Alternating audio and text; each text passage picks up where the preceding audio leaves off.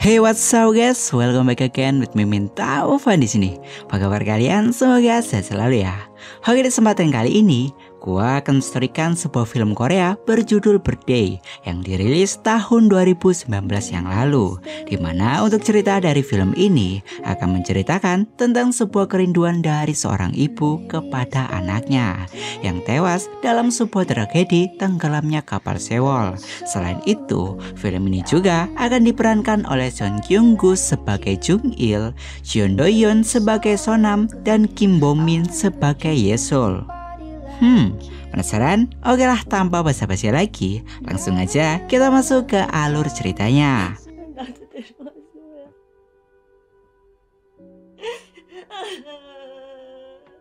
Film ini dimulai dengan memperlihatkan seorang pria bernama Jung Il yang tengah berada di sebuah pesawat untuk menuju Korea. Lalu setelah pria tersebut yang terlihat sedih sampai di Korea, ia pun segera pergi menuju rumah istri dan anaknya untuk bertemu mereka setelah sekian lama tak saling bertemu. Namun ketika Jung Il sampai di rumah istrinya dan berulang kali menekan bel rumah tersebut, dari dalam rumah sang istri dan anaknya yang diketahui bernama Sonam dan Yesol melihat Jung Il berada di depan pintu. Mereka justru tak kunjung membukakannya, sehingga karena hal itulah membuat Jung Il pergi dari sana dan segera menuju rumah dari sepupunya untuk menanyakan apakah alamat yang dirinya berikan benar. Setelah sampai di rumah sepupunya dan Jung Il bertanya seperti itu, sepupunya tersebut langsung berkata jika alamat yang dirinya berikan benar karena sejak 3 tahun yang lalu Sonam sudah tinggal di rumah tersebut. Keesokan harinya, sepupunya ia lalu mengajak Jung Il pergi ke sekolahan putrinya, yang mana ketika ayah dan anak itu saling bertemu, Yesol yang memang sudah tak pernah lagi melihat ayahnya sejak kecil, di sini ia tampak tak mengenalinya. Namun tantenya yang tahu akan hal itu, ia pun lantas mendekat dan mencoba memberikan pengertian kepada gadis kecil itu jika pria yang ada di depannya ini adalah ayahnya yang baru saja pulang dari luar negeri. 아빠가 외국에 돈 벌러 가셨었잖아, 그치?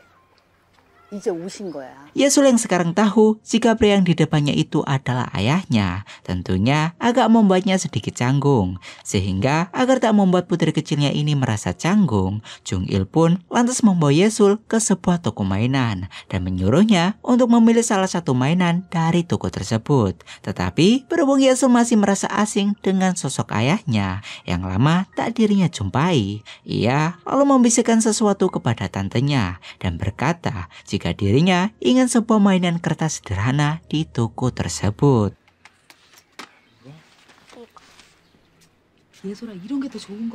Setelah memberikan Yesol mainan dan juga mereka telah sampai di rumah, Yesol yang telah membukakan pintu rumahnya, ia bersama dengan tantenya mulai masuk ke dalam. Namun berhubung Jung Il masih butuh berbicara dengan istrinya, ia pun menolaknya dan lebih memilih untuk pergi dari sana untuk menemui istrinya yang saat ini sedang bekerja di sebuah supermarket.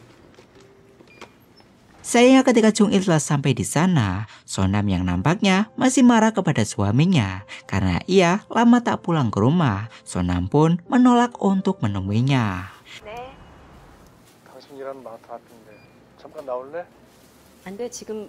Esoknya karena Jung Il ingin lebih dekat dengan putrinya, ia pun menjemput Yesol di sekolahannya sambil membawakannya sebuah boneka yang tempo hari tak sempat dirinya berikan. Setelah dari sekolah, Jung Il lalu mengantarkan Yesol pulang. Tetapi ketika mereka sampai, Yesol justru bertemu dengan tetangganya. Sehingga dari hal itulah, Yesol pun memutuskan untuk ikut bermain dengan tetangganya dan meninggalkan ayahnya di rumah sendirian.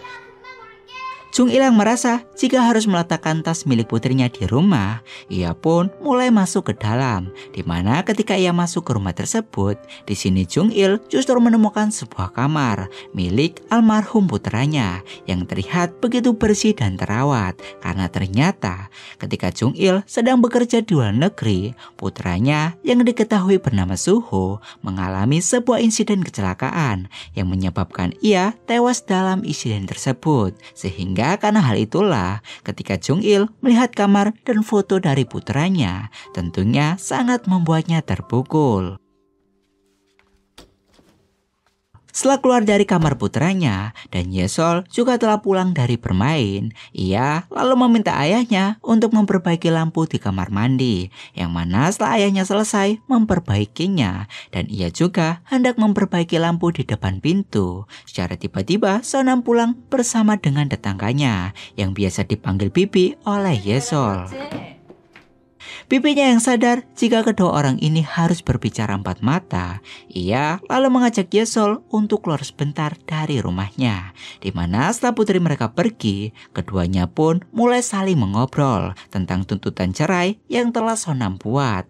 Akan tetapi, berhubung Jung-il masih ingin mempertahankan hubungan mereka tanpa memberikan keputusan tentang tuntutan tersebut, Jung-il pun segera pergi dari sana.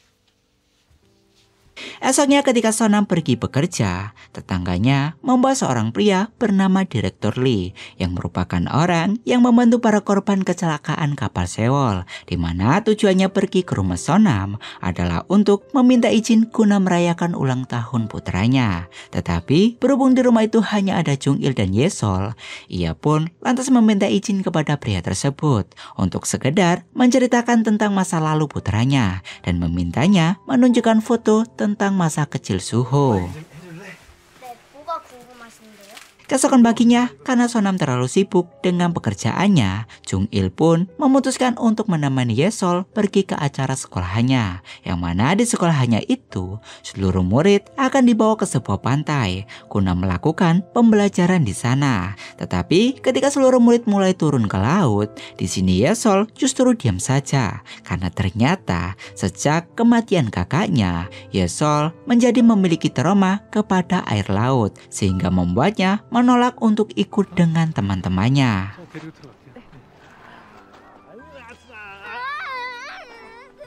Dan karena memang saat itu Yesol sampai menangis karena ketakutan, ayahnya pun memutuskan untuk membawa pulang Yesol.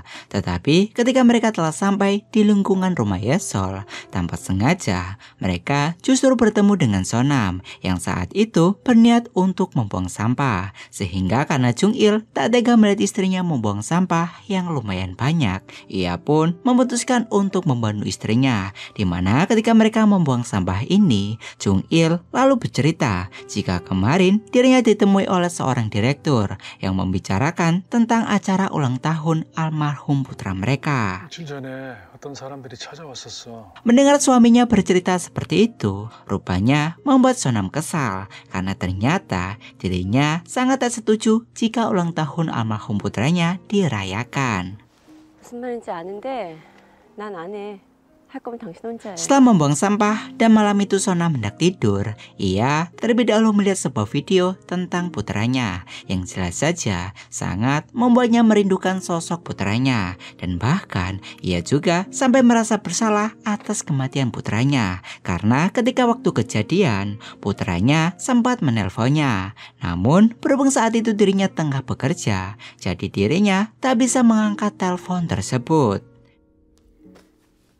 Esok paginya, Sonam lalu mengajak Jung-il untuk mengenang anak mereka di sebuah monumen tempat orang-orang menaruh foto dari para korban. Selain itu, ketika mereka selesai dan keduanya hendak pulang, tanpa disangka mereka justru bertemu dengan para orang tua korban lainnya yang hari itu juga sedang mengenang anak-anak mereka. Tetapi karena sampai saat ini, Sonam masih sangat terpukul atas kematian putranya tanpa menyapa terlebih dahulu orang-orang di sana, ia memutuskan untuk segera pergi dari sana.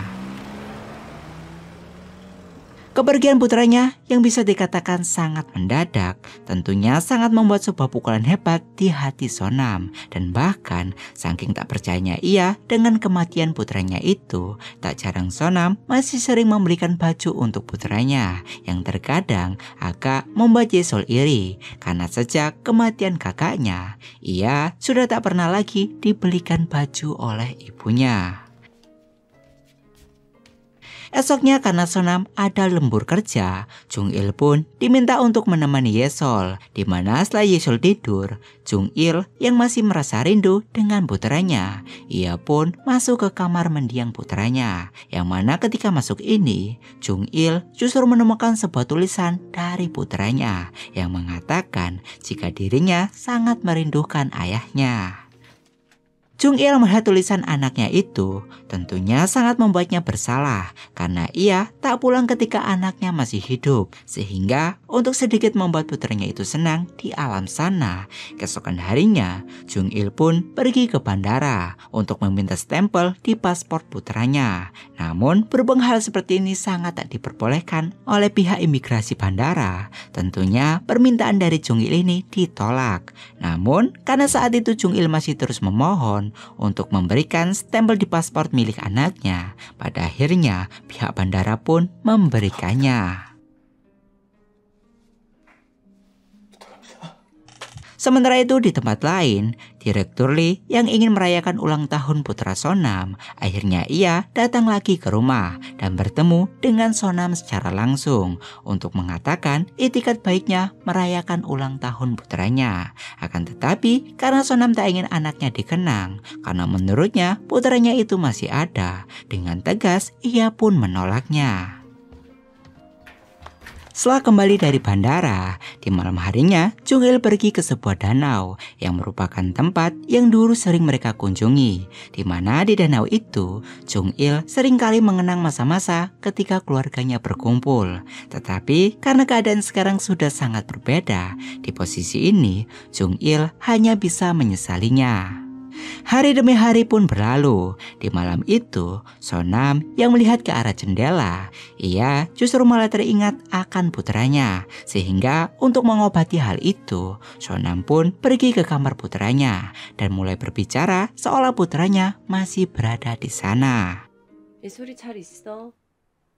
Kesedihan dan penyesalan dari Sonam atas kematian putranya tentunya sangat terlihat jelas, dan bahkan ketika ia sadar jika putranya memang benar-benar sudah tak ada lagi, dengan perasaan yang sangat hancur, Sonam pun mulai menangis dengan keras yang membuat seluruh tetangga sekitarnya mendengar tangisan dari Sonam.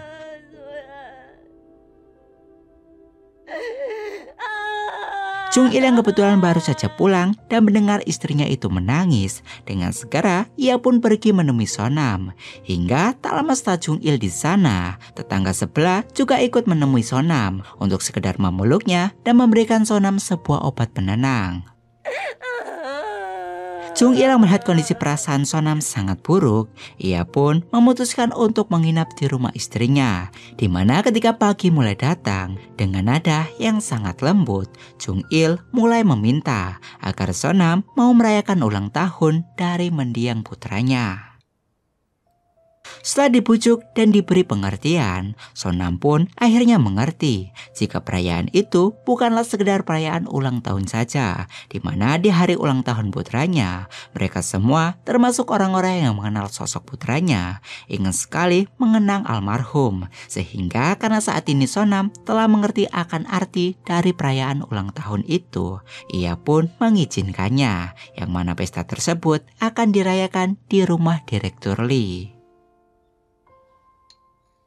Singkat cerita, hari ulang tahun putranya pun tiba, di mana di rumah Direktur Lee sudah terkumpul teman-teman dari Suho dan tamu lainnya yang sedang menunggu Sonam dan keluarganya. Yang mana setelah semua orang berkumpul di sana, acara tersebut pun segera dimulai.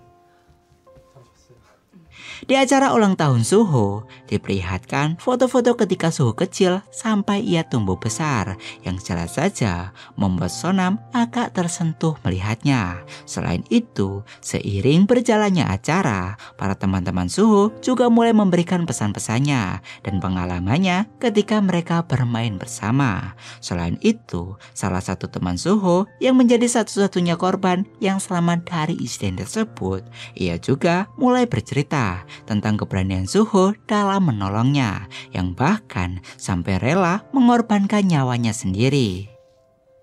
Semua orang yang mendengar cerita tersebut tentunya sangat membuat mereka tersentuh. Selain itu, di hari ulang tahun Suho, secara tak disangka ada seseorang yang mengirimkannya sebuah puisi yang saat itu akan dibacakan oleh Wo-chan, salah satu teman dekat dari Suho, yang mana isi puisi tersebut bertuliskan, 이젠 어머니가 내 어깨에 기댈 수 없으니 예솔이 옆에 제가 없으니 아버지가 돌아와서 어머니와 예솔이를 꼭 안아달라고 말씀드렸어요. 혹시 아직 오시지 않았더라도 너무 걱정하지는 마세요. 아버진 곧 오실 거니까요. Setelah puisi itu selesai dibacakan, semua orang yang berada di ruangan itu pun menangis.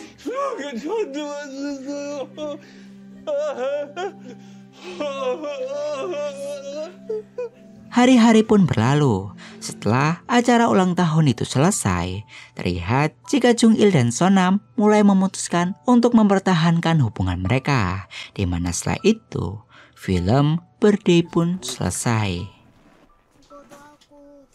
Dan ya, mungkin itu saja alur cerita dari film ini. Jika gua ada salah atau kurang, gua minta maaf. Dan kita bertemu lagi di next video. Yo.